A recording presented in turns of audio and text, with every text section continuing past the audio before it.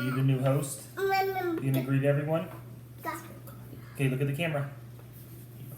Look at the camera and say hi, everyone. Hi.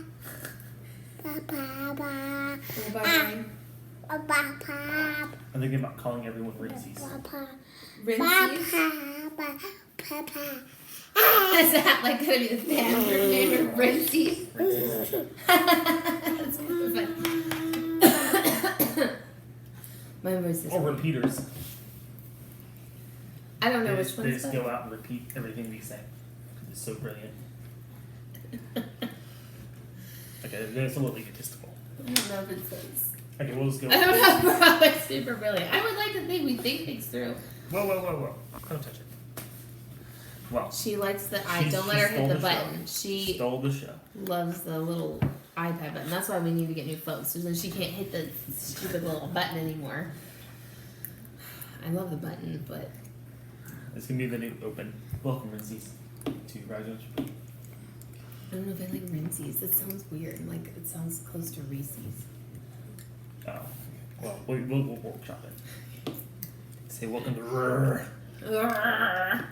You should roll the R's. Welcome to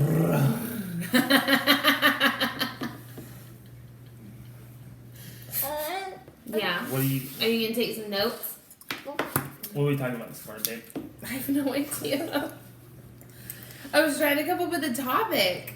How? Okay, so this is the first time you've read an Old Testament book, right? Oh, yeah, there How you was go. that? What do you think of that?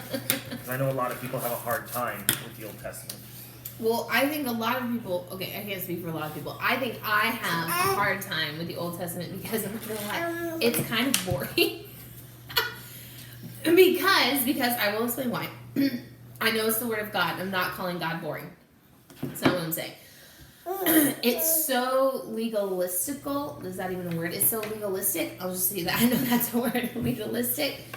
It's because there's literally books about the laws that have to be followed, and there's a lot of like I feel like even if you're reading the Message version or the ESV version where they like made it in more plain simple English, there's still so many non-English. Well, there's English words because it's all in English. The versions we read, but it feels like really old timey, and it feels confusing. Did you need your blankie? Do you want to climb back up here?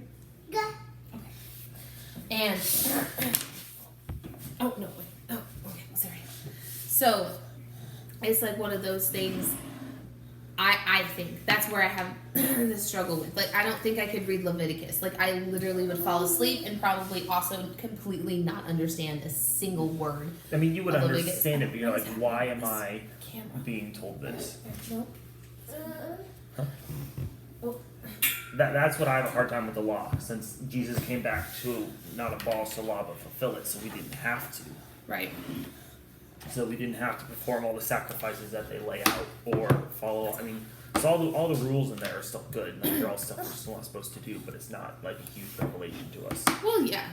I mean, obviously, the Ten Commandments, good stuff. You know, you're supposed to honor your father and your mother, and don't use God's name in vain, and you know, those are all really good things to still follow. It's a good like start to a moral compass, but then it dives so much deeper. Yeah, I think that law. I haven't read Leviticus in a while. I don't know. We're not climbing on the table.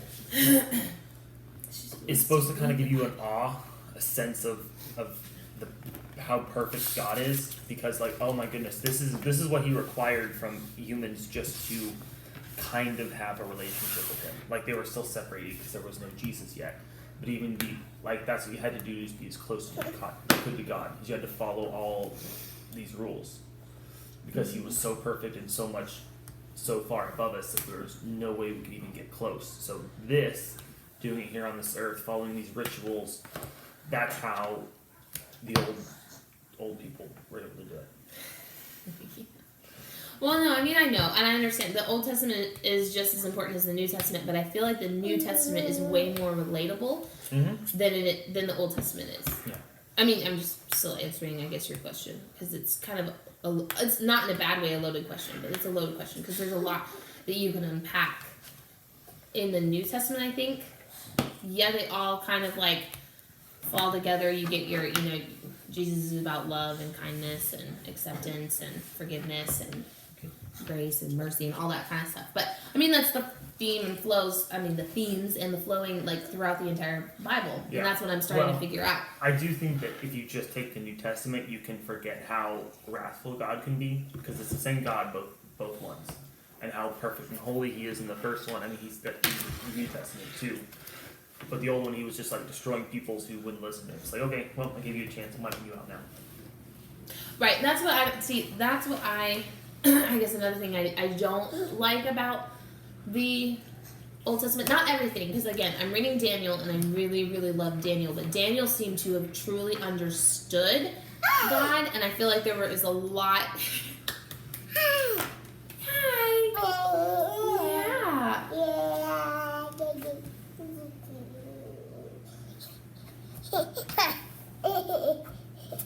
Is that funny? You writing your notes down? You're doing a good job. Yeah. I feel like there was a lot of I feel like there's books where they truly do understand God. I think where some stuff they use the word like wrath, and I like the word. Oh, there's Blue Jay. I like the word fear. Like we're supposed to fear God because fear doesn't imply. Well, okay.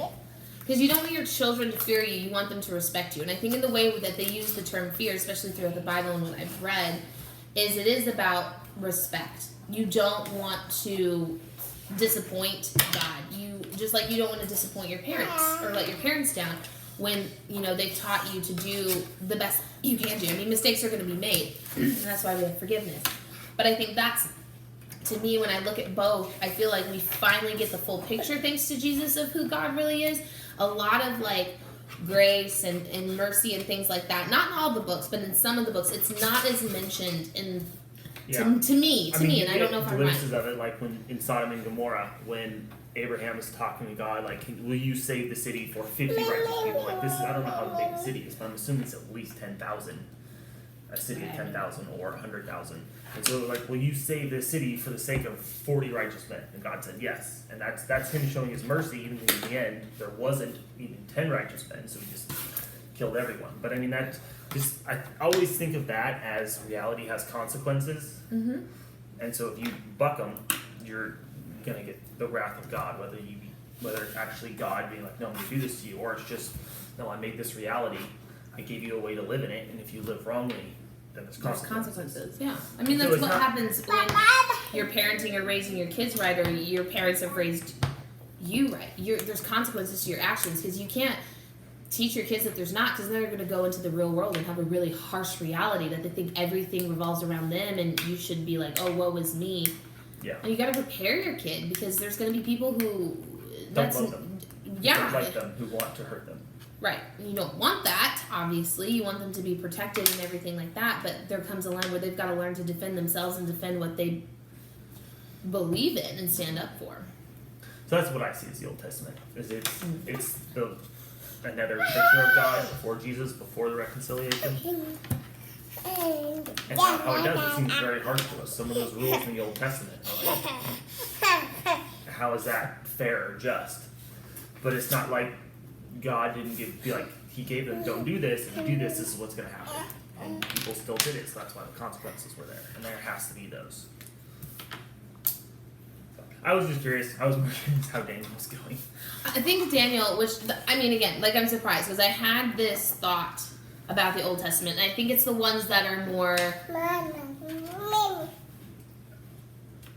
I don't know how else to say it. I don't want this to sound like blasphemous or derogatory, but like it's that are more dragging and boring, that I don't feel like there's lessons. I know there's lessons in every part of the Bible, but I'm talking about the ones where the laws and the rules. Yes, they're important, and they're important to know because you want to live is a good life. But I think all of those laws in a way were rewritten because Jesus